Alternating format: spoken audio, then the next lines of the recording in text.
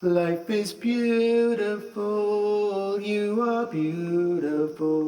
Life is beautiful, we are beautiful too. And we're live. Welcome back to the Daniel Carcillo podcast. Today, I am pleased to be joined by Melisa Lavasani, who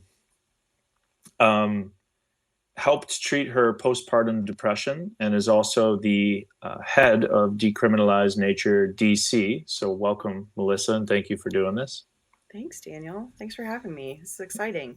Of It's course. good to see you. I know, it's been a while, right? The last I time know. we saw each other was, the previous Zoom call, but in person was when we were testifying in front of the Board of Elections in DC, right? Yeah, that was when? February? Yeah, I should know February. this. Yeah. It's like a whirlwind right now. Yeah, possibly towards the end of January. But yeah, you've been doing some really, really amazing work, and I just want to really try to highlight what you're doing in DC as part of the Decriminalize Nature movement, and then also get to know you a little bit more and dive in a little bit more. So, and that's where I think I want to start, and kind of your journey and what happened and who you are and where you work is also very interesting, and what brought you to the point of trying a psychedelic to try to recover your quality of life after giving birth. Yeah. So I'm a daughter of two Iranian immigrants. They came here in the 70s to Washington, D.C. Actually, I was born here. I have a ton of family here. But I grew up in Minnesota. I had a pretty normal life. My dad was really into sports, and me and my sister, we all had one older sister, and we played sports a lot. So we lived pretty like good, balanced lives.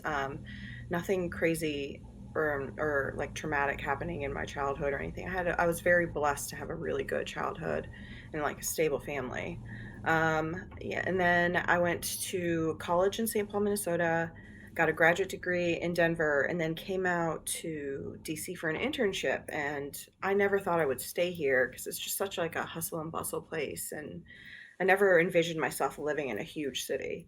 But I've been here since 2004, and it's had its ups and downs. Like every person in their 20s, there's lots of major time in your life to learn a lot of lessons. But yeah, again, nothing uneventful. I've been fully employed through now two um, recessions in the country. And me and my husband, we have two kids. And during my second pregnancy, it was just an awful experience. I didn't enjoy pregnancy too much, but the second one was especially difficult because I had what is called sciatica, and it's something, it's not too common, but it can happen to pregnant women.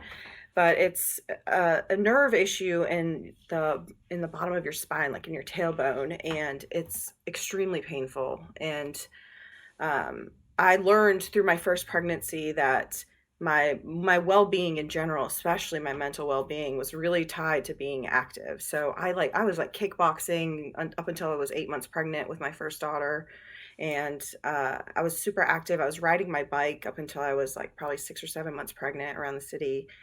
And I had a pretty uneventful pregnancy, but my second one, it's like I couldn't even move at the end of the day. I was in so much pain.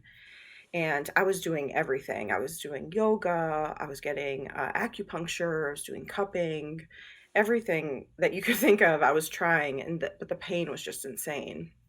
And because I couldn't work out, I gained a lot of weight, and there's just like so much pressure on my body that it started to wear on me. And I went into the doctor for a regular checkup one day, and my doctor was out of town, so it was a new doctor that I'd never met before. And she walked in and she was like, "Hey, how you doing?" And I like bust out into tears. And she gave her whole like, "Oh, I know, it's so hard." I'm like, "Yeah, hard is not really the word." Like, I am miserable. And she immediately, without any kind of real conversation about what I was going through, had written a prescription to an antidepressant and was handing it to me. And I was like, I don't know if I want to do this. She's like, oh, no, it's safe. It's safe for you. It's safe for the baby.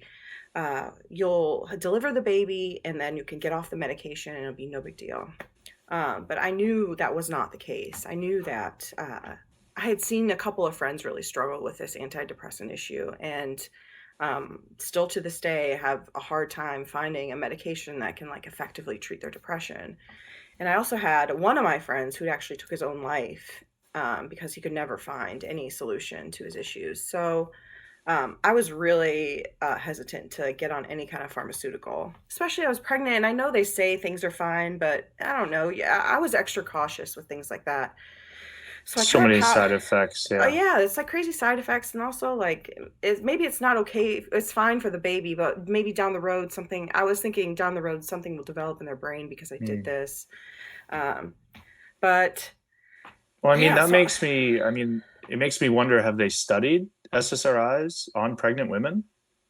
I don't think so. Right? I don't know. I don't remember if I found any of that when I was researching it myself, but like I know that you can go down a whole long debate about like women's health and where research money goes to, and the fact that Viagra is so readily available, but like we have to go to the doctor and get a whole checkup before we can even get birth control. So and we can talk about that, but oh yeah, we'll dive a little bit into that for sure. But you know, I had that in my mind, so I was like, you know what, I'm just gonna make it through this pregnancy. I'm sure things will even out. I had a tiny bit of postpartum depression with my daughter when I delivered her in 2014, but again, I went back to work. I got in a routine. I had a really good workout schedule. I was eating really great, and I kind of snapped out of it as soon as like normal life started. But with 2 kids, it's a whole different story. And they always say it's easy. It's 1 to 2 kids is like your world goes insane. 2 to 3, it's like no big difference, and it's totally true. Like going from 0 kids to 1 kid, you think that's like this crazy change in your life, and it is. But going from 1 kid to 2 is like mind blowing, and I don't know why, but it's not like everything doubles. It's almost like everything quadruples. And because you have to think about me and my son, me and my daughter, who's now is like jealous of this new baby coming in, me and my husband, my son and my daughter together, my husband. So there's a whole bunch of like different elements going on when you have a family of 4 all of a sudden. Yeah, husbands can get jealous too. I can attest to that. Yeah. I've got 3, so.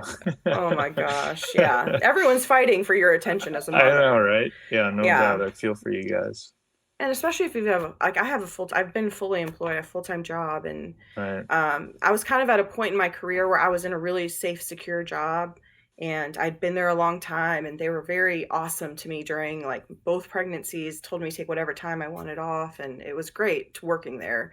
But I was absolutely ready to leave, so I was kind of in like a career crisis, and everything just piled on top of me. I had a couple of minor health issues after I delivered, and I felt great for like 2 weeks, and then I just dipped right back into really hardcore depression. I'm curious to know what was the difference between what you felt after your first child and what you felt after your second child, as far as signs and symptoms? Were they the same, or were they different? Yeah, okay, totally different. And different intensities? Yeah. Okay. The first one, I didn't even realize I had postpartum. I don't think my husband even realized it either until like months later, maybe even after she turned a year old. I had mentioned it, that I thought I had it, to a friend, and he was like, really? I was like, yeah. It's the same thing that happened with my wife. The exact same thing. She just didn't divulge it because she didn't really understand, Yeah, you don't understand. And like so much has changed in your life, and who you are as a woman, and you're becoming a mother is like, it's this insane identity crisis that you go through. And your first kid, you're just like trying to figure it all out. Like I had so many problems with like, it sounds so minor now, but I had so many problems with nursing her, and I was so shameful that like, I couldn't nurse her. She never like latched onto me. I also had a very difficult delivery with her, so I'm sure there was a bit of trauma in there that kind of like carried through everything else. But at the time I was like, yeah, that was a difficult birth. And yes, I was, when I was home with her, I was just isolating myself. I didn't do anything. I created a moms group of like moms in my neighborhood that delivered around the time that I did, and I completely abandoned them. I didn't go to any of like the meetups that we had scheduled. I didn't really see my friends too much. I didn't do anything with my daughter the first 4 months of her life. I stayed at home, Mm. and I think because my husband was leaving every day to go to work, he didn't see what I was doing day in and day out, which was nothing. Like maybe I watched TV all day. I don't remember, but like I wasn't doing anything.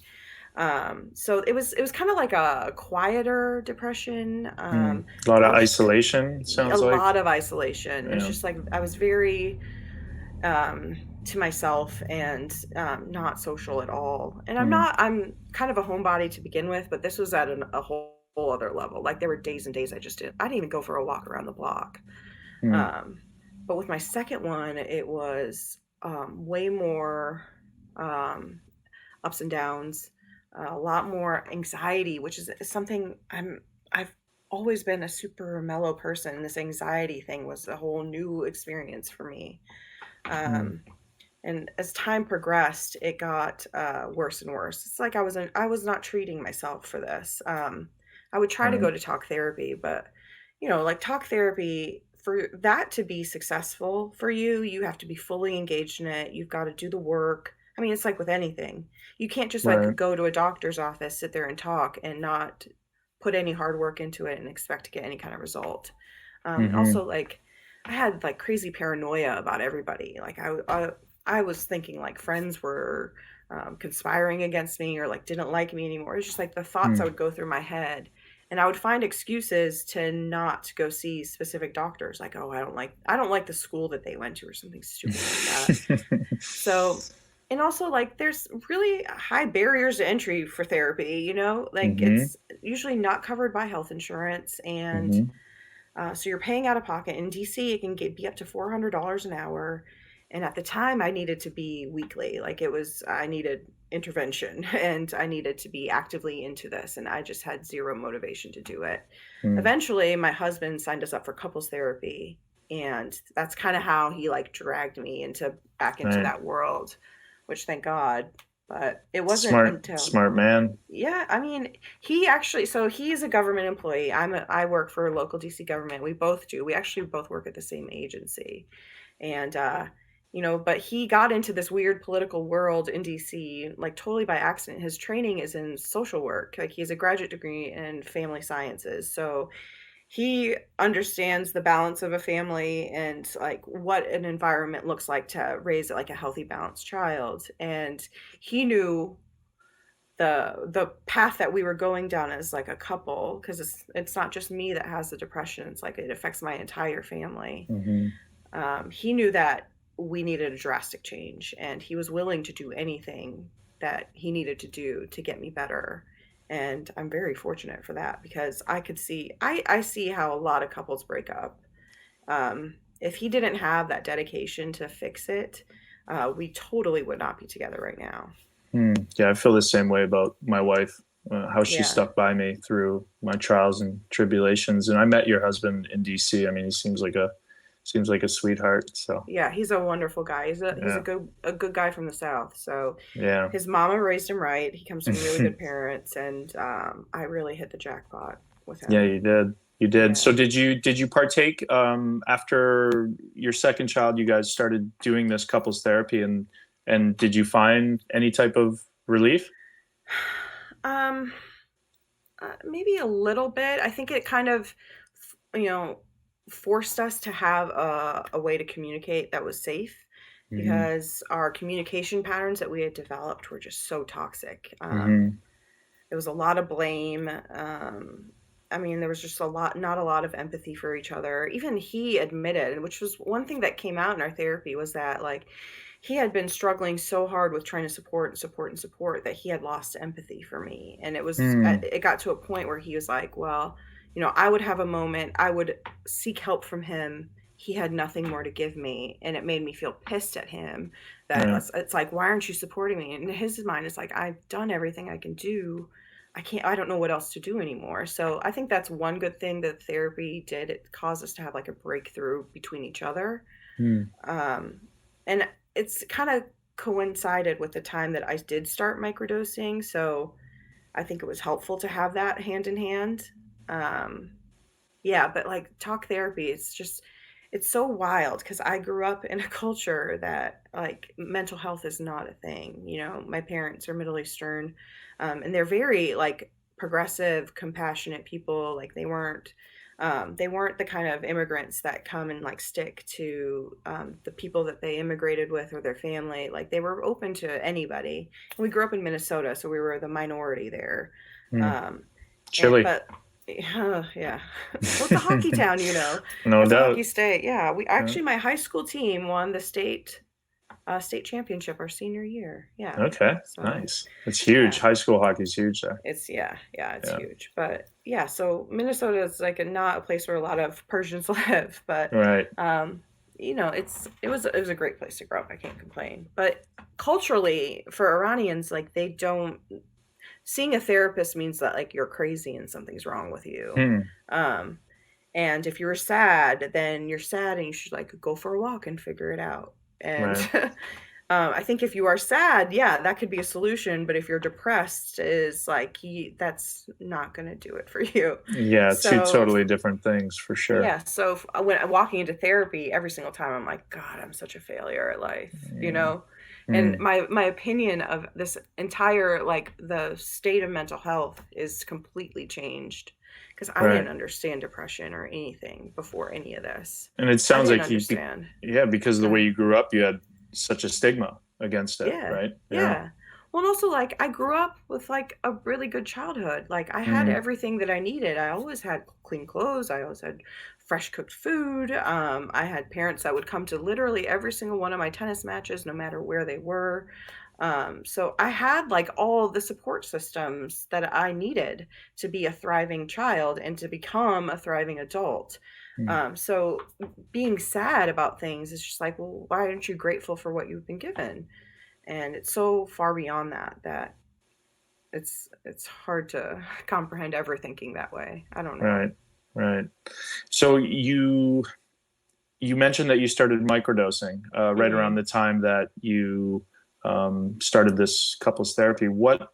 How did you get introduced to that, and what were the advantages that you saw immediately out of the gate? Well, I never took a psychedelic before this entire Hmm. experience. Like I had tried everything else, but um, it was never one of the things I got into. I think a lot of people that do psychedelics that I knew, it was like tied to a certain kind of music um, that like my husband listens to. And, you know, for him culturally, you know, when he was a kid, that's like what they did in the South with his group of friends. Like they would eat mushrooms and it was not a big deal. But for me, I had one story that I had in my head was my sister tried mushrooms once and she went to the Minnesota State Fair, which is an enormous like 2-3 week long event in Minnesota. And it's like miles and miles of like butter sculptures and fried goods on a stick and crazy rides and everything. And that's probably like the worst place that you should go when you're tripping on mushrooms. But she had a terrible experience. Like everything went wrong and it was awful for her. So that was the next day she was like, never do these things. There it was like it was the worst night of my life. So I was like, oh shit, like I'm never gonna try that. So fast forward, we are driving in a car on the way to Alabama for Thanksgiving, and a friend of mine goes, you have to listen to this Joe Rogan podcast with Paul Stamets on there. And I was already a huge fan of Joe Rogan, and you know, he's a huge psychedelic advocate, and I'd Hmm. heard him talk about it and I was mildly curious about it, but it seemed like kind of out in left field. Um, but so we turned it on and it was fascinating. Like I think my husband and I didn't like even we were just staring at the road because we were driving through the middle of the night and just like mouth open like, wow, this is insane that this man Hmm. is talking about taking one huge dose of mushrooms and curing a stutter, you know.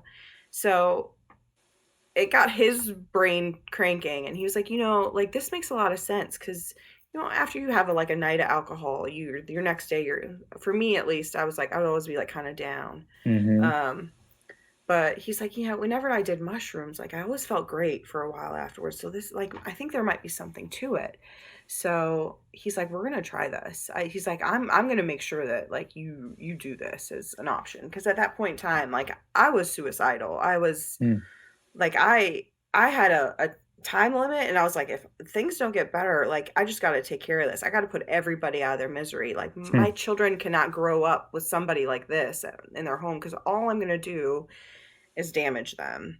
Oh. And at some point in time, my husband's going to get tired of dealing with me and he's going to leave me. So why don't I just like take care of it for everybody? We do think we're a burden, right? We're a burden to everybody around us when we try these different treatment modalities and nothing works, right? Yeah. And it's an act of desperation. And I don't think if you haven't been in that position before, that you can understand that like you will do something extremely illegal if it'll make you feel better. Mm-hmm. And it was nerve-wracking because both my husband and I have over collectively 2 decades of experience in district government, and we've been very careful and like have really taken care of our reputations. Like we've always been like, act with respect towards other people, be classy, like don't be that like jerk that's stabbing people in the back, because that happens in any workplace. So we were very thoughtful that about our careers and the relationships that we had built. And I was like, if anybody found out that we were doing this, like it would be over, like I would definitely lose my job. I would definitely lose my kids. Like what if like a mom found out in school that like what if my Lola walked into school and was like, my mommy is mushrooms? Like what would happen? Like and I daddy think teachers, too. yeah, and daddy too. Like people would be like, oh. And so I was like terrified that like somebody was going to find out and like it would be over. And Right. it's a kind of a strange feeling, because for me, when I started microdosing, it was like a matter of 2-3 days. I saw a difference in myself. And like my husband said, I didn't really realize this at the time, but he said I just carried my body differently.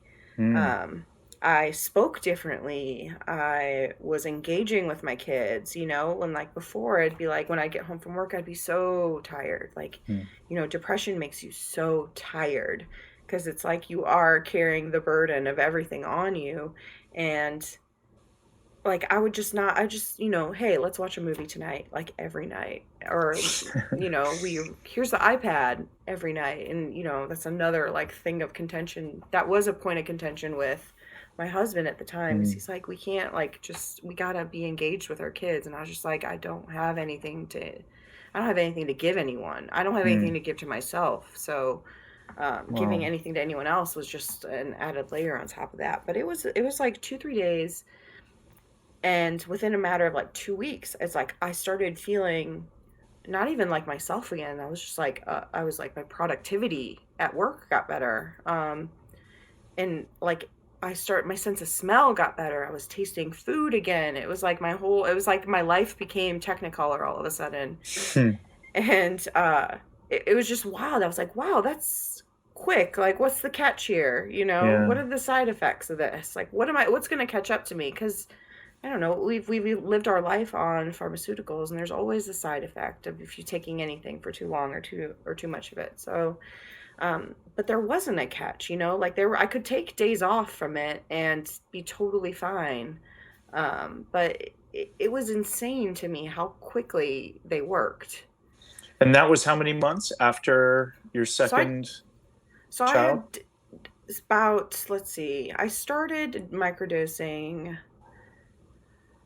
Okay, he was born in 2017. I started microdosing in the middle of 2018.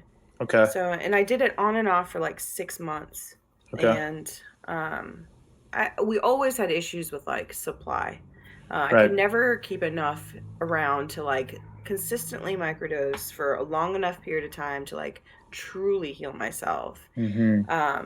So at some point in time, it was just like, it was just like, well, I'm just not going to do this anymore. It's kind of a pain to keep up with. And, like, some of maybe my husband's friends would do it, but it was like, oh, they would go see a concert and, find somebody that had some. But it wasn't like I knew somebody that had them on them all the time. Right. And growing them is extremely difficult. So that was that option got eliminated. So, my emotions at the time were like, great. Okay, I ran out of mushrooms. What do I do now? It's like the slow decline. But then I had a friend of mine introduce me to an ayahuasca shaman. And that's what I think totally put me over the edge. Well, I mean, back on the ledge. I don't know. Right. Yeah. So you've experienced ledge. Ayahuasca too, huh? Yes. Yeah. Nice. And that was, what was that like? I mean, yeah, I went with the Heroic Hearts Project in January. A couple athletes and executive and veterans, and just like a long exhale, like it was amazing. But then you dive into the science behind it, same type of science that psilocybin and these scientific studies that are coming out point to, which is the neurogenesis properties of these medicines, and having the ability for them to give us a fighting chance to break destructive thought patterns and heal our brain. Is that go ahead? You had a similar experience? Yeah. I had heard Joe Rogan talk about DMT, and during this time, we actually, even before I started microdosing, no, it was before I did my first ayahuasca ceremony, we got our hands on a DMT cartridge, and that experience on its own was like, I don't even know how to describe it. It's like 10-15 minutes of like you leaving your body, and you're going someplace you've never seen before, and you're seeing things that like you've never seen before and you don't think a human should see. And it was a really intense experience, and like you're kind of like catapulted into it and thrust out of it, and it's like you can feel the beam of light coming through your body, and it's like good night. And like definitely like met God that night. Was it 5-MeO or was it synthetic? Do you know? I think it was synthetic. Was it out of like a pen? A vape pen, okay. yeah. Synthetic, So while that was like a profound experience on its own, I didn't find it particularly healing. So when a friend of mine who lived in New York was like, you gotta go see this guy. And I was like, I did like the DMT thing. And it was like very intense, but I don't know if that's for me. And she's like, just trust me. She's like, when she walked into her ceremony, there was a woman there who had severe arthritis. Like her fingers were like piled on top of each other. And the next day when she walked out, because you sleep overnight, and the next day she walked out, like her hands and her feet were all straightened out. Like the fingers were all straightened out. And I was like, bullshit. Like, it's like, well, the old wise tales. Yeah. It's like, oh, miracle happened. Okay. Right.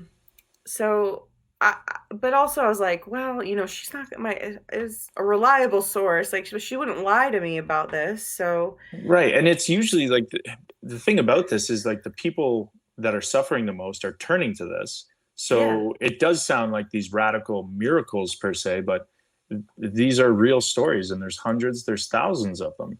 Oh, and I'm a total ayahuasca convert, and I will do this once a year, every year for the rest of my life if I can. Oh, nice. So like every time I do it, I look around at the people who are in the room with me, and it's seriously like all walks of life. And it's like so many different people going through the same shit, and the human experience. It's the human experience, and our humanity is what connects us. And it's just the first one I went into, I was like, I'm not going to talk to anybody. This isn't about anybody. I'm going to just focus on myself.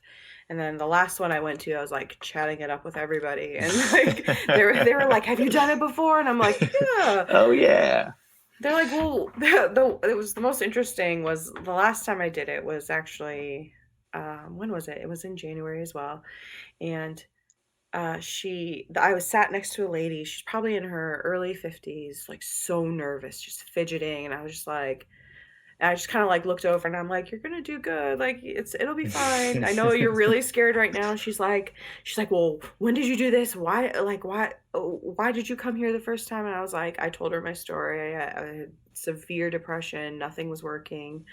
My almost took my life. And she's like, well, if you got better, why are you still here? Why are you back here? I was like, like that question kind of threw me off. Right. But it's so funny. The interesting thing about ayahuasca is if you've done it, it's so it's very like a thoughtful, intelligent kind of unveiling of yourself. And you're definitely not like thrust, for me personally. Like I don't have a lot of visuals. I have very cloudy visuals if I do. But it's more of like, in my experience, it's like I have a dialogue. It sounds like my voice, but it's not me speaking. It's just maybe my consciousness. I don't know. But it's me telling me the things that I need to address in my life. Right. And Right. the first time I did it, it was extremely physical. Some visuals, not a lot of like conversation with myself, but extreme amounts of pain, like right where I've had two C-sections. My first one was an emergency and was, like I said before, was a little traumatic and like a crazy birth. My daughter's heart stopped multiple times. Oh, wow. Yeah, it was like what you see out of a movie when a woman gets rushed back into the OR. And it was, my epidural wore off during it, so I felt like the slicing of my insides. It was not a great experience, but and I never thought that, well, part of my experience was tied to that bad birth. I always thought, well, I'm just depressed right now and this is what I got to deal with. But honestly, it felt like I was going through a C-section again with no medication. And like then, the shaman came over to me and did all kinds of work with smoke. And after that, I kind of passed out. And the next day I was like, oh, okay. Like I feel I got something out of me last night that needed to get out and that was trapped. And I had a lot of like revelations afterwards as well. Right. Yeah, they keep coming, right? Those gifts keep kind of showing up. Oh man, yeah, and when you least expect it too. Like going into my first ayahuasca session, I had a revelation like a couple weeks after it that I had an IUD put in as a form of birth control, and it's like an implant in your body. And I was like, I think my IUD is affecting me negatively and I need to get it removed. And I went to the doctor and he was like, no, like there's very low instance of depression in women that have IUDs. And I was like, I know the research doesn't support this, but this is just a gut feeling I'm having, and I just take it out. And he took it out, and I swear to God, it was literally like something, the energy was flowing in me again, and I felt human. And it's just like this unveiling of myself all over again. Right. And I did my own research, and I was like, well, that's weird. Like the doctor said it's not a big deal, but let's ask Dr. Google, because he's super yeah. There was like all these studies in the UK about IUDs causing depression in women that may be predisposed to it. Wow. So, and the pharmaceutical company that developed them kind of hid the research that they had that unveiled that. Of course. But this is only happening in like I think the UK had banned this IUD. It's like in Australia, it's like been banned everywhere but the US. So it's just I was just like, okay. So then I lost all faith in pharmaceuticals, unfortunately. Right. And I kind of start like after that moment, it's like, okay, I'm just gonna trust my intuition from here on out and just like run with it. Because I did with the IUD, like I got through that. Like let's just roll with it. I did ayahuasca a second time in 3 months, and then like life just changed drastically for me.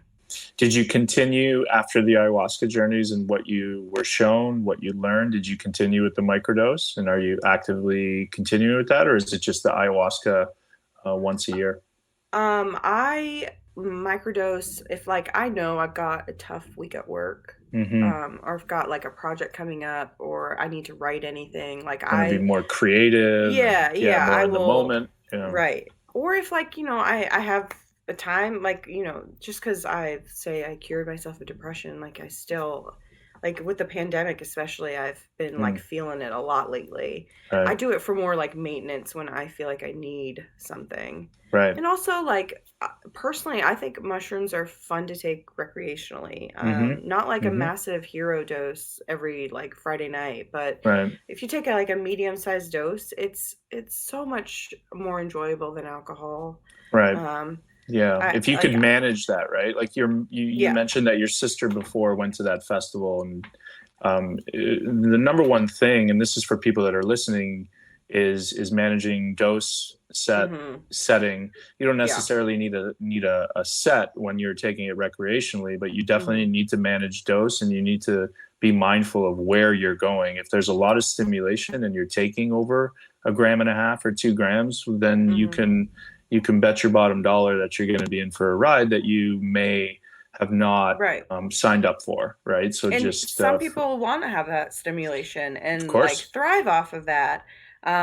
For me, it's like if I'm doing anything physical, like out in the woods or in nature, anything, like I can handle that. I mean, back when we used to go to concerts, like you could go see music and be like in that moment, just enjoying yourself. And yeah, it's not like you're not like sloppy like you are with alcohol. And yeah, the as a alcohol's parent to like 2 little kids, it's like you don't want to come home.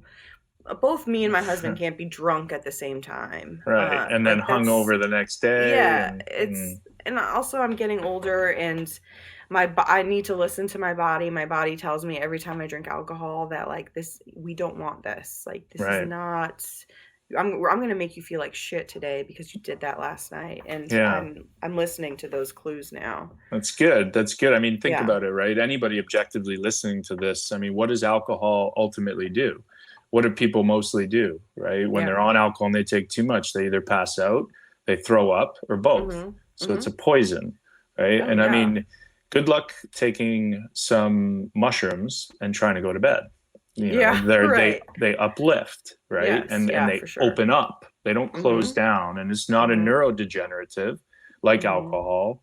It makes your brain more placid, and it provides you with neurogenesis. So those are the two main distinctions. So you've done ayahuasca, psilocybin, no cacti, right? Or San Pedro. Yeah, I have. Yeah. How, My shaman was that uses like? that. Okay. My shaman uses that the day after. So Okay. he, without blowing up his spot, he will you can do a whole weekend with him. You can do one night with him. I've done only one night at a time just because on my second day, I always like want to go run to see my kids and my family. So the thought of staying there for a second night, while it would probably be beneficial, I always do one night and one morning. So he does ayahuasca at night, and then San Pedro in the morning. And that morning is like tough for me because I love San Pedro, and it makes me want to like go out and be with people and like feel everything. There you And go. that like so he gives it to you, and then you're just supposed to lay there and reflect and not talk to anybody, and it is like the hardest 2 hours of my life because like all I want to do is just like call my husband and talk about everything, and but it's I like it a lot. Like it's funny because he always says that the ayahuasca is the mother spirit, and your experience with ayahuasca is tied to your relationship with your mother, and the mescaline or San Pedro is the father experience. It's much different. It's not as inward focused. It's more outward focused. It's social, and your experience with that is tied to your relationship with your father. So Wow. it's kind of true. And like my experiences with my father he was like my biggest cheerleader. He's just like big, loud Iranian man, and who like didn't give a shit if he was in the middle of like white Minnesota. He would like scream my name with his heavy accent, like be cheering me on for anything.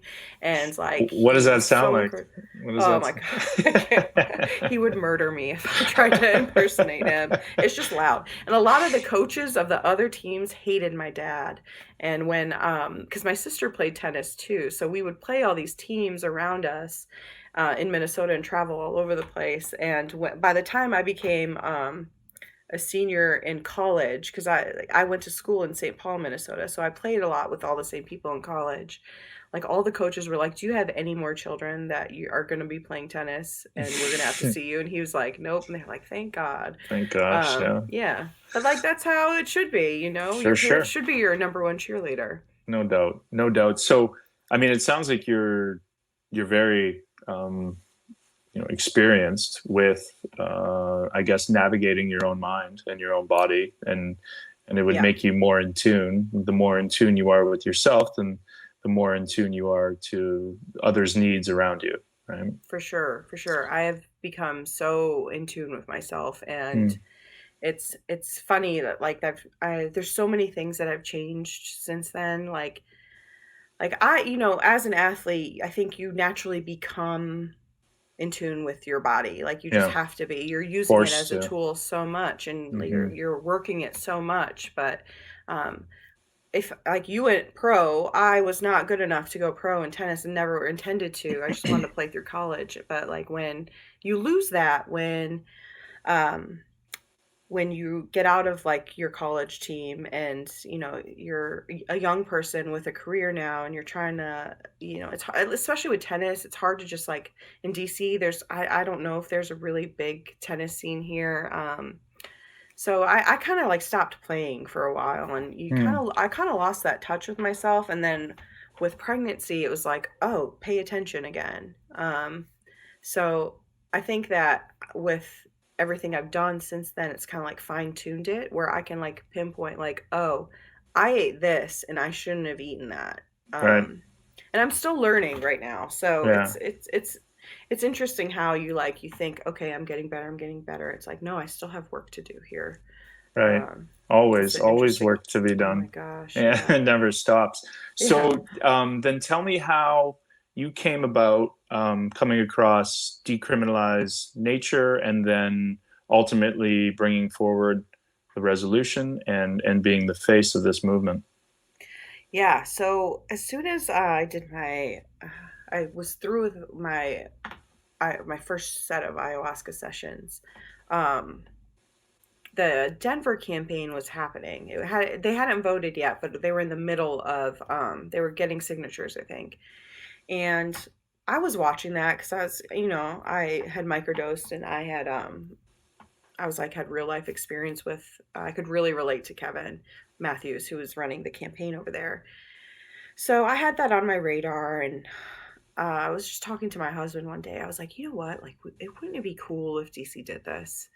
He's like, yeah, like, I know that there's not a huge scene here like it is on the West Coast or in a town like Denver, but there has to be people that would be into this. And because none of my mom friends knew any of what I was doing. Like, they didn't know that I tried to hide my depression. I'm sure they had an inkling, but I didn't say I was microdosed psilocybin. I didn't say I was going to see a shaman. Like, none of them knew. So this was very underground for us. And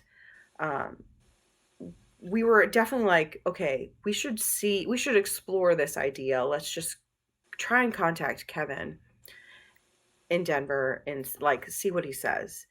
And so we finally got him on the phone one day, and he was so open and just talked about his journey and how he was at West Point, and how he got to get honorably discharged from the Army because of his depression. And for him, like, he had a support network of people who had psilocybin or would do it regularly. Just like once a year they would go camping and do it, and it was just a part of their culture. So he tried it, and he had profound results. And it was just super inspiring. And he had himself out there, and I was like, I don't want to be the face of this. Like, I was a private person. I I never did anything out in the public. I'm like totally cool with being in the background of everything. So, we were kind of exploring it as like, hey, being in government, we have like political connections that we could potentially use, but also like we didn't know how that would play out because we didn't know how anything would be received. So we were like, Mm. well, why don't we just see if there's anyone interested in doing this? And then we can back off from it once it gets started and it'll be off to the races. Um, but Kevin hooked us up with a couple of key people around the country who were working on this issue. And eventually it just got to a point where like we didn't know what the path forward was. Like we certainly didn't have our own like a chunk of personal money that we could throw into it, being two government employees with two little kids in a big expensive city. So we were like, well, we don't have like a lot of money to pull this thing off, but it'd be cool if we found somebody. So it kind of went to the back burner. My husband got a promotion at work. I had started a new job a few months prior. And it was kind of like, well, like it'd be cool if it happened, but whatever. And then Denver won by a very narrow margin. And it was kind of like, well, shit, like this, we could actually do this here. Mm. But like we couldn't ever put together the pieces enough to actually make something happen. So we kind of dropped the idea for a few months. And then in November, I got a phone call from Adam Edinger, who ran the DC campaign. Or Shout the out DC to Adam. Cannabis. Yeah. Shout out to Adam. Yeah, He buddy. ran DCMJ, Initiative 71, which reformed cannabis for DC back in when was that? 2014 maybe? But yeah, so it's because of him we can now like grow at our homes, and you can exchange. I mean, there is kind of a quasi illegal market in DC where you buy a cookie and you get like half a gram. But most people just get it as gifts. We Right. grow at our home, so thank you to Adam for that. But he called us up one day and said, he called my husband up because at the time that cannabis was getting reformed, my husband was working at DC Council. So he already knew him. And some of the people that work with Adam like had Daniel's number in his phone, my Daniel. Yeah. And they just called him up, and he's like, we were talking to Kevin Matthews in Denver, and we think that you guys, we want to have dinner with you and your wife, and we want to hear your story, and your story with psilocybin, and how she cured herself. So I was like, okay, like if there's ever somebody to do this, it would be Adam. And that we went out to dinner, and I gave them the whole spiel, like what had happened to me and how I cured myself. And he was like, well, I think that you need to be the face of this movement. I was like, I want to help this movement and I want to be involved, but I don't think I want to be the face. I've got two little kids at home. I work for DC government. I can't do that to my reputation. Like I was very stressed about that. So he explained that he works for Dr. Bronner's, and Dr. Bronner's is funding efforts all across the country. And this is a really big deal for him and his company and his family. And they want me to be the face of this. And so I was like, okay, I'll think about it. A couple weeks went by, and like my husband and I never really talked about it. We were just kind of like, that's an interesting opportunity. But we didn't really like get into the brass tacks of like what this would look like if I did this. So it came to a point where something needed to be submitted to the Board of Elections to have enough time to get signatures to get on the November 2020 presidential ballot. So it was like December 18th. And we were packing to go to Alabama for Christmas. And I get a call from Adam, and he's like, hey, you need to make up your mind. Like, we really need a decision from you. I have to submit this thing to the Board of Elections, but I want you to submit it. Like, I want you to be involved in this. You're the perfect example of what plant medicines can do for somebody. Mm-hmm. And, he's like, this movement cannot come from me. It has to come from somebody like you, who is totally like normal. Adam has a reputation in the city, and he is the cannabis. He's like, he even said, he's like, I'm the cannabis guy. Like, this doesn't make sense for me to do it. He's like, Right. we can use my activism to like get this thing done, but I am not a good representation of who this could help. And so I went back and forth with my husband, and he was like, I don't think we can do this. Like, we can't, like, what will everyone in school say? And like, what will our friends say? And it's wild to think like I cared so much about what other people thought about me, but I did. I admit it, I did. But so I texted Adam at like 11 p.m. and I was like, I'm sorry, I can't risk my kids' like health and safety like over this. And I'm just not ready to commit to this yet without like some kind of assurance that like my family will be okay. And I laid in bed, or like right after I sent that text message, and I just like started crying. I was just like, I made a terrible decision. I was like, I've been gifted an opportunity to like change the Really world helped, in yeah. a way, and like help some people who are in dire need for help. And why wouldn't it be me? Like, I am perfectly positioned to do this. Like, I made it through this unscathed, and a lot of people don't. I had crazy safety nets. I had a job that was supporting me when I was really fucking up big time. And, I had a manager who was was a mother to little children, and she was like sympathetic to me. So she covered up a lot of my mistakes at work. I had a husband who was extremely supportive and was willing to do whatever he needed to take care of me.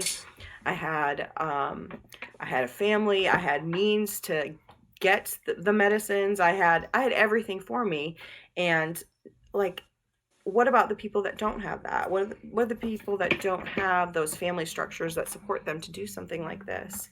Or, what are the people that if they got caught, I was always worried about getting caught with mushrooms, but like, really, I'm not really the demographic that gets like pulled over a lot or stopped, or, like I knew that I came from a place of extreme privilege, and why wouldn't it be me? So we talked it through, and sorry, my son came upstairs and is sneaking my lipstick. What's up, little buddy? Come say hello. What's his name? Ramsey. Ramsey. Oh, it's a You great want to say name. hi? Yeah, What's up, Ramsey? Ramsey, come here. How you doing, buddy? No, he says no. He's the child that caused all the problems with me. I always say that. I always say like he stole my soul, because he's such a character. Oh man, it's a great name though. Yeah, it sounds like a character's name. Oh man, he's so gonna be like, Mom, I got arrested again. Oh my gosh, we don't even start. It's like Austin. It's like my son. I mean, there's no nickname for Austin, so his middle name's Wolf. Everyone calls him Wolfie, but he's such a character. And then my daughter Layla is like the exact same as him, right? Because she's just following him around. So but everybody's happy, healthy. Yeah, and then Scarlett. I mean, hey, buddy. My name's Daniel. What's your name? Come here. No. Come introduce yourself. If my daughter was here, she would be in the camera. Right in it? I swear, she's like, loves the attention. It's crazy. Yeah. That's great. But yeah, he's funny. Yeah, he's so going. I'm going to text my husband. Just tell him to come get him. Oh, it's all good. You're not a girl? Oh, I hear footsteps.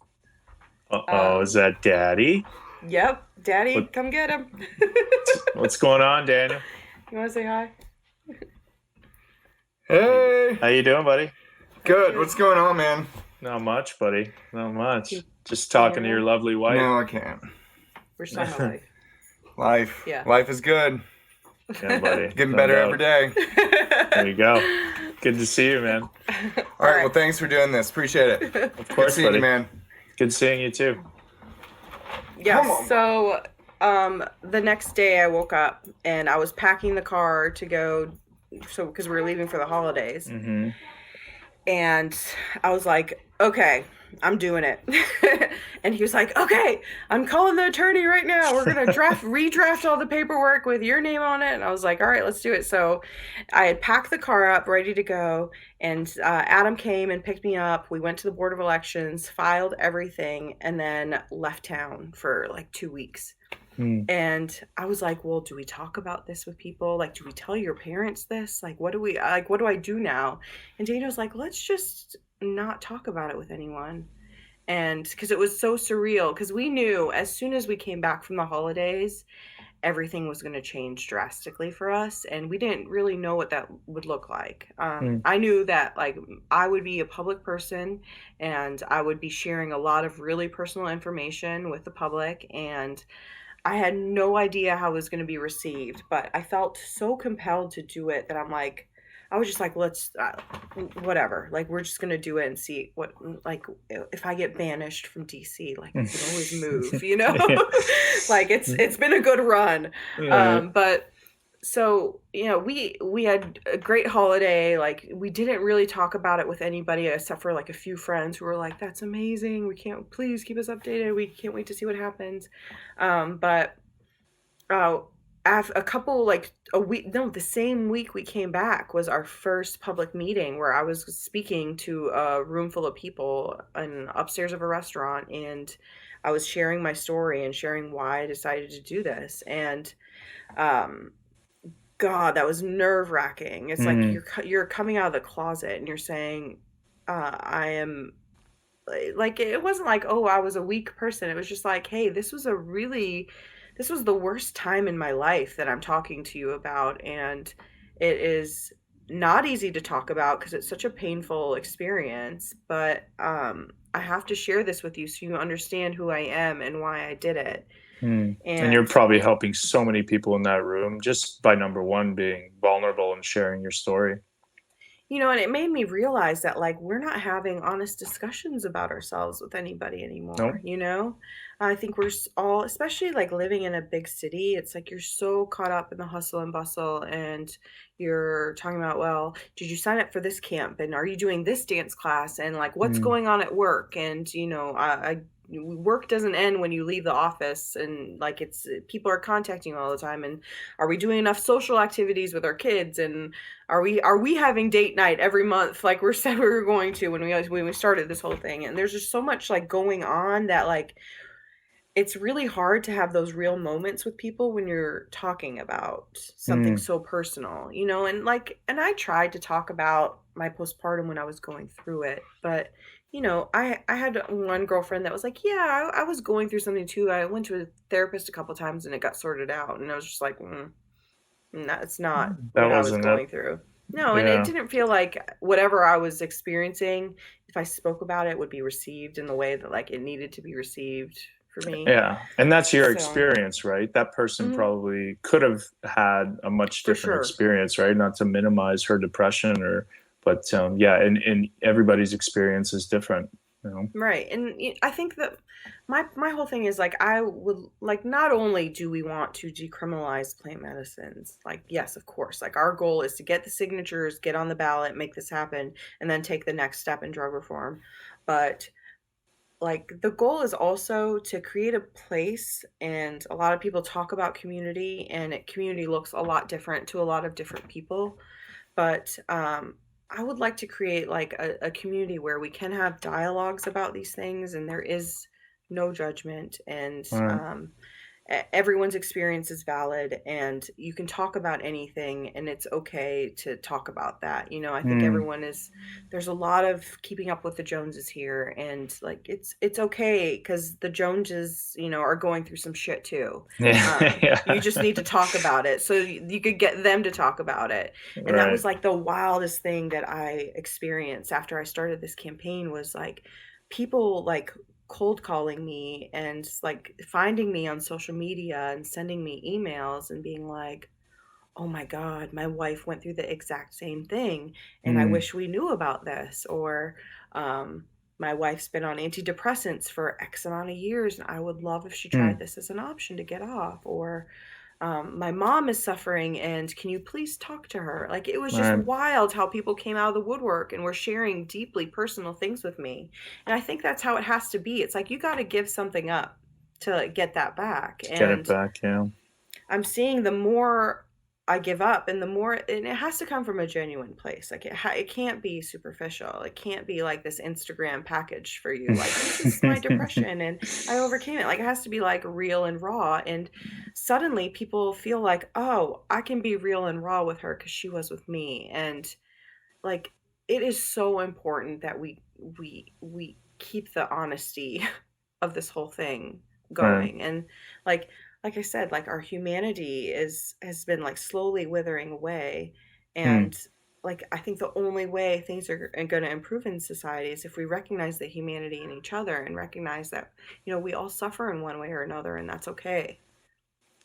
Yeah, and these medicines give us a chance to be able to connect back to nature and then connect back to ourselves. But I mean, we are nature, right? We think Yeah. that those are two separate things, but and the more in touch we are with ourselves, and I could look a stranger in the eye and tell them, like you. I mean, I was suicidal a year ago, June 1, before I found this Mm-hmm. medicine, and I can Mm-hmm. say that now, like drinking a glass of milk, because I've done the work. and Mm-hmm. and and then for somebody to build up the confidence, you could kind of see it brewing in them, and then Mm-hmm. and then give you something. It's that, and they always say, well, I don't even know why I said that, and Yeah. I didn't. And sometimes there's revelations that they don't even realize when they're Mm-hmm. when they're talking about the past, and then there's traumas that come out. So that is really the special sauce. And to your point, there's so many stimulants out there, especially this Mm-hmm. phone that's sitting right in front of me. It's like Mm-hmm.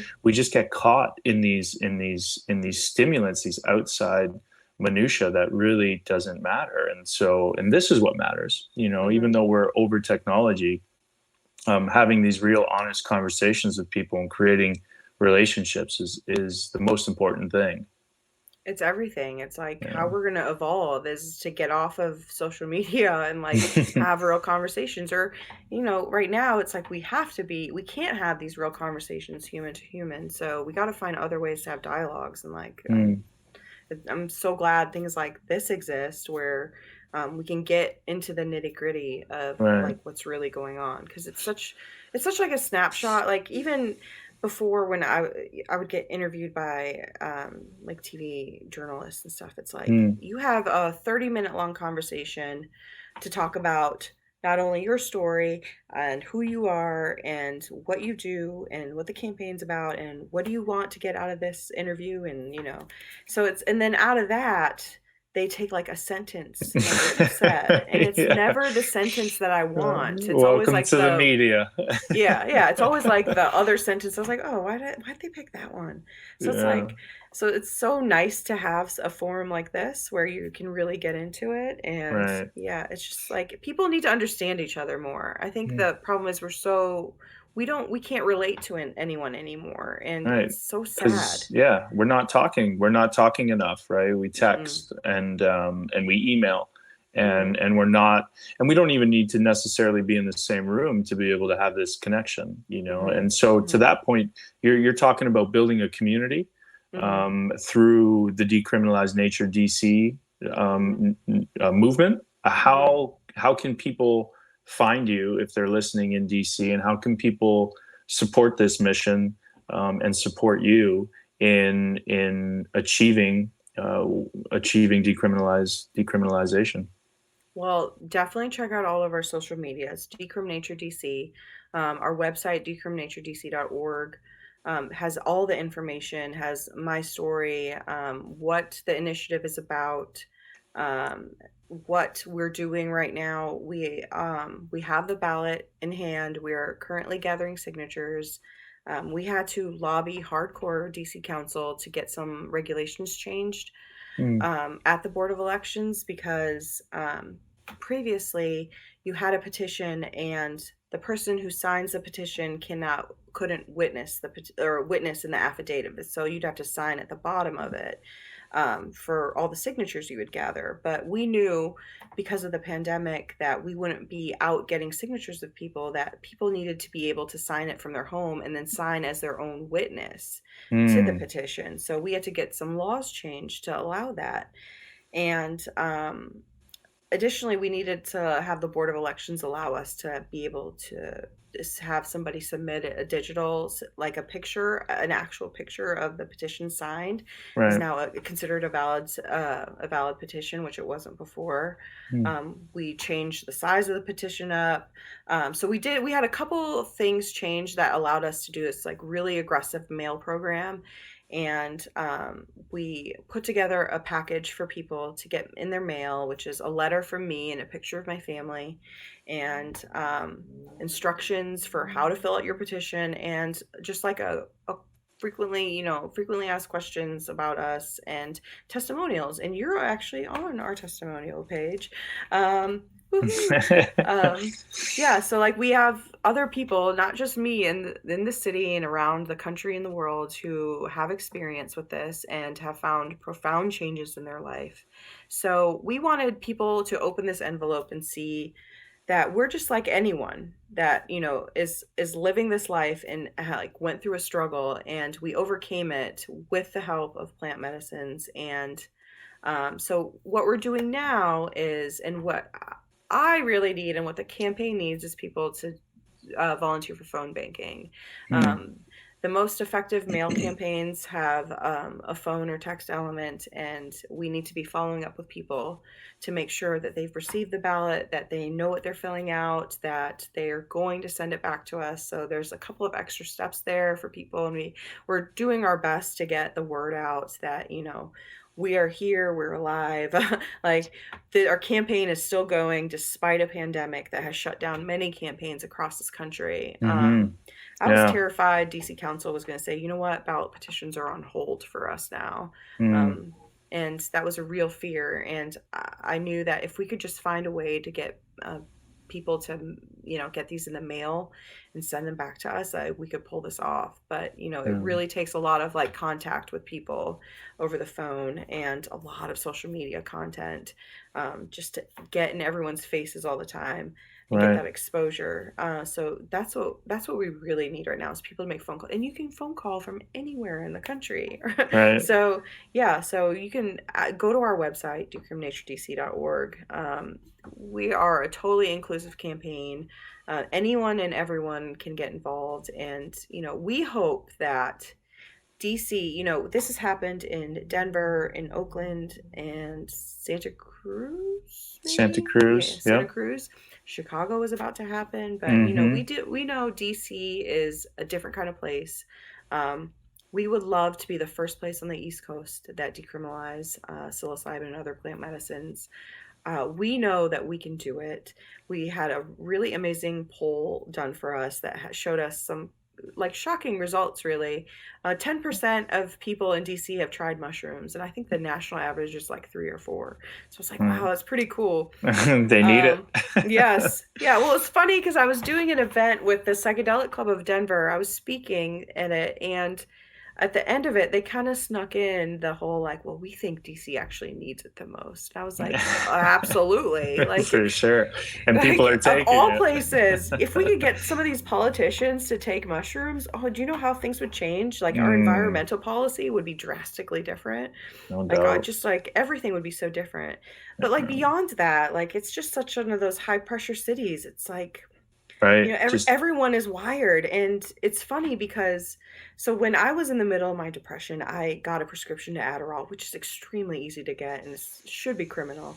And I'd go to this doctor who was very well known for just like being the guy that you go and get your Adderall or Xanax from. Like he was a total pill pusher.